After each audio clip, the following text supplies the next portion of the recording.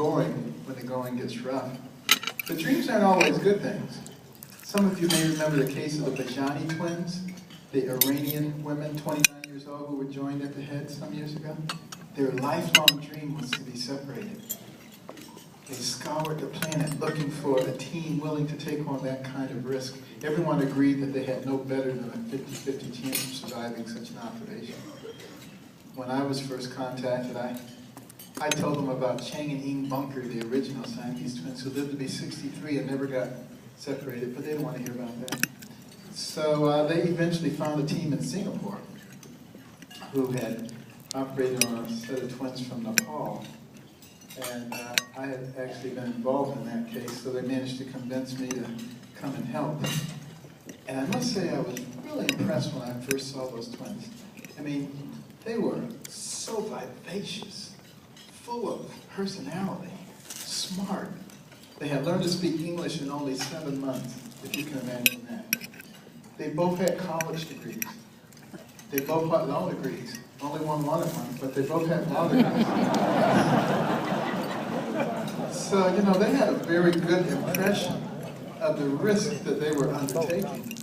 And they said something to me that really struck me. They said, "Doctor, we would rather die than spend another day stuck together."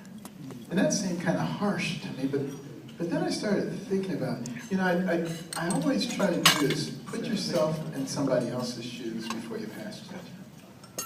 And I was thinking, what would it be like to be stuck to somebody else 24/7? Could never get away for 1 second. How long would you like them for? And I began to understand exactly what they were going through. Well, you know, we proceeded with the operation. We were into the 3rd day. We were 90% finished. Some people were starting to celebrate. I was not among them. Because when we got to the very last part, they began to bleed profusely. It was impossible to stop the bleeding, and they died. So not everything we do is successful. And we have to always make sure we learn from those things. If you think back on the history of surgery, you know, the first kidney transplants were disastrous. So was first lung, hearts, livers, disasters. But we learn. People learn from those things, and now they're done quite routinely. And, you know, that's a principle that works everywhere. You know, Thomas Edison said he knew 999 ways a light bulb did not work, you know, but he learned from that. Now we have light.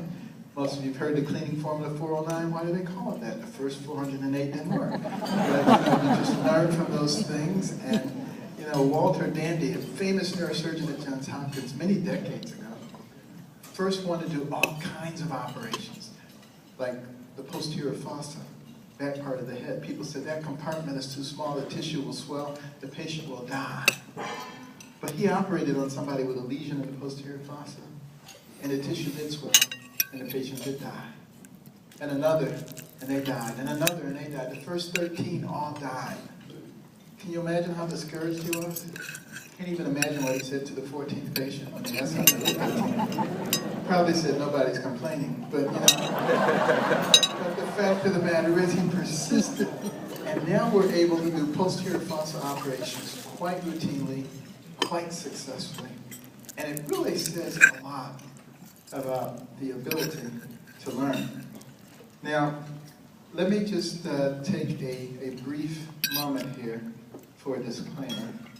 And that is, just to let you know, I'm not politically correct. So it is possible that I might offend somebody tonight. It is not my intention. But I don't believe in political correctness. And in fact, I actually think it is one of the most destructive forces in American society. Because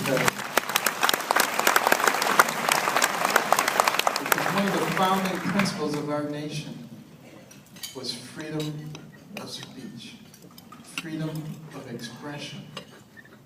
And now we live in a nation where everybody's like, listen, looking over, did anybody hear that now? And that is exactly what we were not supposed to be. That is what people fled from to come to this country. I think our founders probably would turn over in their grave if they could see what was going on. And all the divisiveness that is going on. You have people trying to drive wedges into every crack in our society. Be it age, be it race, be it income, be it gender, it doesn't matter. Driving wedges, dividing people up, trying to make them feel that somebody is doing something to them.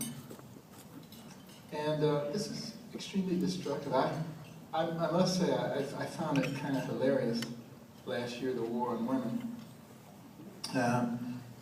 There's no war on women. I mean, when a woman is pregnant, what do people do? They get up and they give her their seat.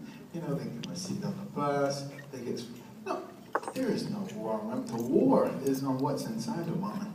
And, you know, we need to be careful to understand what is going on in our society and not allow ourselves to be manipulated and twisted and placed at war. And the fact of the matter is, it's okay.